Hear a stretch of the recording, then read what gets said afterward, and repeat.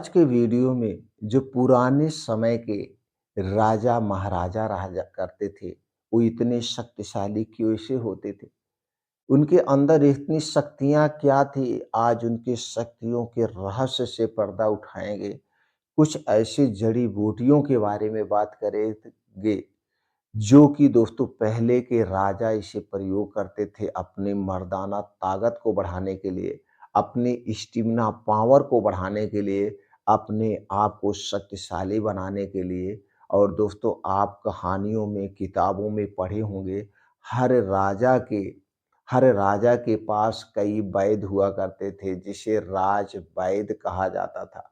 और ये राजवैद्य राजाओं का इलाज करते थे, उनके स्वास्थ्य की देखभाल रखते थे और उन्हें शक्तिशाली बनाने वाली जड़ी-बूटियों के बारे में बताते थे, उनका सेवन कराते थे। तो दोस्तों कौन-सी ऐसी शक्तिशाली औषधियाँ हैं जो कि एकदम सेफ है और राजा-महाराजा इनका प्रयोग करते थे, उन औषधियों के बारे में आज के वीडियो में शेयर करेंगे। और ये सारी औषधियाँ आज भी हमारे आपके बीच में मौजूद हैं। हम आप भी अपने आप को शक्तिशाली बना सकते हैं इन औषधियों को आयुर्वेद में बताई गई मात्रा के अनुसार प्रयोग करके, आयुर्वेद में बताए गए समय के अनुसार प्रयोग करके। तो चलिए दोस्तों उन औषधियों के बारे में जानते हैं, उन औषधियों का सेवन कब करना है, कितनी मात्रा में करना है, कैसे करना है। इसके अलावा राजा महाराजा की दिनचर्या क्या हुआ करती थी। जैसे दोस्तों आप लोग जानते थे तो राजा महाराजा तो थे ही, उनके खाने-पीने में कोई कमी थी नहीं। वो अपना अखरोट का मतलब शिकार करते थे, कुछ गोश्त, मिर्च, मछली भी खाते थे और उनका जो खाना पहले का होता था वो रसायन फ्री होता था। यानी कि रासायनिक खादों का प्रयोग नहीं होता था, ऑर्गेनिक खादें डाली जाती थी और जिसमें ऑर्गेनिक खाद पड़ती थी यानी देसी खादें पड़ती थी। तो दोस्तों जिसमें कीटनाशक का प्रयोग नहीं किया जाता था, वह अनाज, वह सब्जियाँ, वह फल सबसे शक्तिशाली होते थे। तो उनके डेली रूटीन में सब कुछ होता था, यानी कि दूध, दही, मट्ठा, ये फल-फूल ये सारे पौष्टिक चीज़ें होते थे, इनका वो सेवन करते थे। इसके अलावा दोस्तों हर एक राजा महाराजा डेली वर्कआउट करता था। वो जिम का टाइप में जो घर पे जिम तो होता नहीं था, घर पे इसी टाइप को खूब एक्सरसाइज करते थे, मेहनत करते थे, प्रैक्टिस करते थे। ये सारी चीज़ें करते थे, जिसकी अगर वो अपने आप को शक्तिशाली नहीं बनाएँगे तो उनका राज छीन लिया जाएगा। अपने राज्य के, अपने प्रजा की सेवा करने के लिए ये सब करते थे। इसके साथ-साथ इन कुछ औषधियों का सेवन करते थे, तो आज के वीडियो में हम औषधियों के बारे में जानेंगे। औषधियों की बात करें तो सबसे शक्तिशाली, सबसे अच्छी औषधि जो होती थी, वो थी अश्वगंधा। दोस्तों पहले के राजा महाराजा अश्वगंधा का प्रयोग करते थे। अश्वगंधा का सेवन कैसे करना है? अश्वगंधा दोस्तों आयुर्वेद की सबसे सुरक्षित और पावरफुल औषधि है। यह दोस्तों आपको पंसारी की दुकान पे मिल जाएगी। इसका पाउडर, कैप्सूल, सिरप सब कुछ मार्केट में मिलता है, लेकिन महँगा मिलता है। तो आपको क्या करना है, पंसारी की दुकान से अश्वगंधा की जड़ी लाना है और इसे लाने के बाद धुल दीजिए, धुलने के बाद बढ़िया से सुखवा दीजिए। सुखाने के बाद इसका पाउडर बना के आप काँच के डिब्बे में रख दीजिए। अब इसी पाउडर का सेवन आप अकेले कर सकते हैं, नहीं तो कुछ और औषधियाँ बताएँगे उसके साथ भी कर सकते हैं। तो दोस्तों अश्वगंधा का जो पाउडर है, इसे बना के रख दीजिए। अब इसे 1 गिलास गाय के दूध के साथ, लेकिन ये दूध आपके घर का हो, चाहे गाय का हो या भैंस का हो, पैकेट का दूध बिल्कुल प्रयोग मत करना। पैकेट का दूध हमारे स्वास्थ्य के लिए हानिकारक है। तो घर का दूध हो, दूध को गैस पे चढ़ा दीजिए, उसी में आधा चम्मच आप अश्वगंधा पाउडर डाल के बढ़िया से उबाल दीजिए। दूध जब उबल जाए, इसे आप 2 बार भी यूज़ कर सकते हैं, यानी कि आधा-आधा चम्मच सुबह-शाम भी यूज़ कर सकते हैं। नहीं तो अगर आप लंबे समय तक लेना चाहते हैं, तो सिर्फ़ आधा चम्मच एक बार लीजिए रोज़ रात में। खाना खाने के 2 घंटे के बाद और दूध पीने के 2 घंटे के बाद सोना है, तुरंत नहीं सोना है। दूध एक सुपर फूड है, इसे पचने में समय लगता है और अश्वगंधा इसके साथ मिल जाने पे दूध की शक्ति दोगुना हो जाती है। इसे पचने के लिए समय लगेगा। बस इतना थोड़ा-सा आपको सावधानी बरतना पड़ेगा। अगर आपको पाचन तंत्र से संबंधित कोई समस्या है जैसे गैस, कब्ज़, एसिडिटी तो सबसे पहले आप उसे दूर करिए, तभी आपको बढ़िया से वर्क करेगा।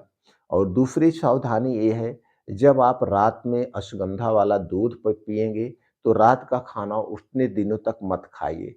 या अगर आपको रात का खाना खाना है तो बहुत जल्दी खाइए, यानी कि दिन डूबने के पहले खा लीजिए, और यह खाना एकदम हल्का सुपाच्य होना चाहिए, जिससे जल्दी से डाइजेस्ट हो जाए।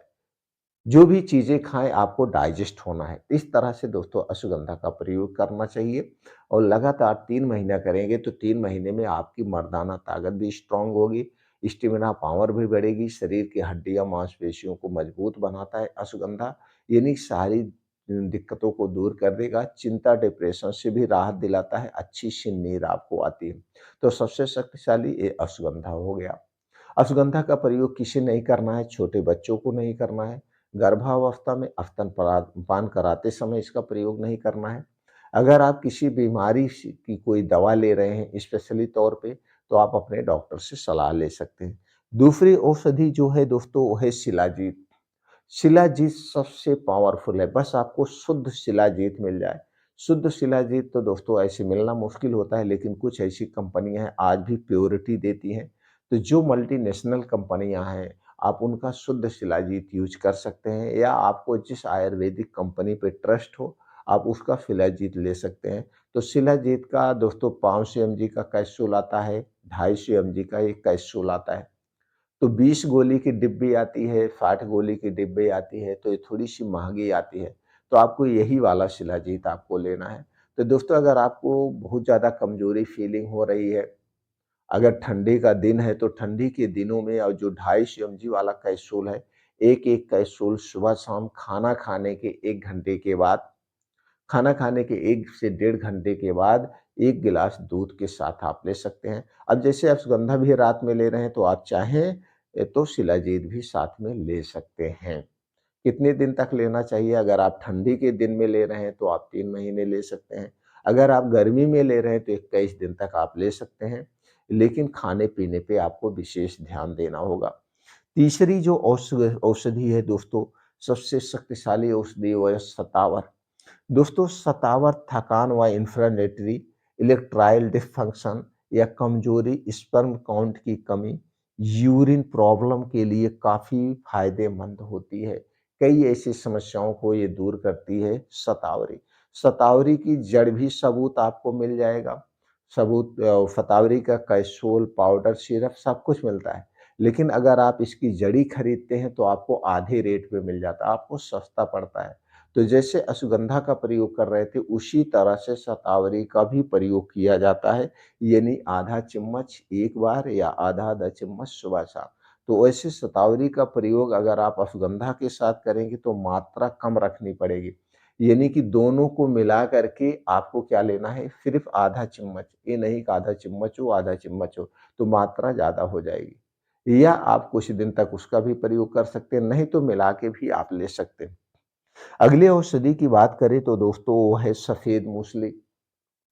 सफ़ेद मूसली आयुर्वेद की सबसे शक्तिशाली औषधि ये भी है। तो जैसे आपको शतावरी का प्रयोग करना है, जो सावधानी बरतना है, वही सावधानी इसमें सफ़ेद मूसली में भी करना है। ये सफ़ेद मूसली स्त्री और पुरुषों दोनों के लिए बड़ी गुणकारी है, ख़ास करके स्त्रियों के लिए भी ये लाभकारी है। ये भी वही काम करती है, स्टैमिना पावर को बढ़ाती है, शरीर की कमज़ोरी को दूर करती है, हर थकान को दूर करती है। अगले जो औषधि है दोस्तों, जिसे आयुर्वेद का एक अमृत फल कहा जाता है, आयुर्वेद की हर दवाओं में प्रयोग किया जाता है, वो है आंवला। आंवला दोस्तों सबसे सेफ, सबसे सुरक्षित है। तो आंवले का पाउडर भी आप प्रयोग कर सकते हैं, या ऐसे ही 2 से 3 आंवला चबा-चबा के आप खा सकते हैं। आंवले का मुरब्बा बनता है, आंवले का अचार बनता है, बहुत कुछ बनता है। इसी तरह से और ढेर सारी औषधियाँ थी, जो पहले के राजा-महाराजा अपने डेली दिनचर्या में शामिल करते थे दोस्तों।